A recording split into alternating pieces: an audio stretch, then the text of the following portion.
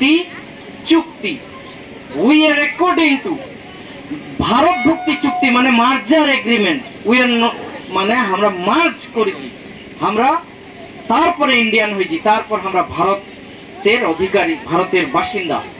ওই সময় ভারতবর্ষের সরকার আমার কথা দিছিলে, আমার রাজাটক, যে তোমার যেমন পাঞ্জাব একটা সেপারেট স্টেট, বঙ্গ পশ্চিমবঙ্গ যেমন একটা সেপারেট স্টেট, যেমন গুজরাট ওই যে রাজ্য আছে মানে ওই রাজ্য বিহার যেমন রাজ্য, তেমন তোমার কুচবিহারটাও একটা স্বতন্ত্র একটা অঙ্গরাজ্য হবে, ভারতের একটা অঙ্গরাজ্য।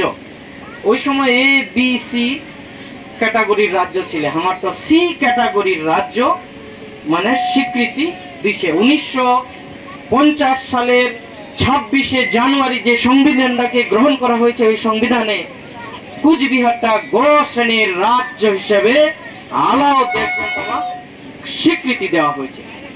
তারপরে কইছে যে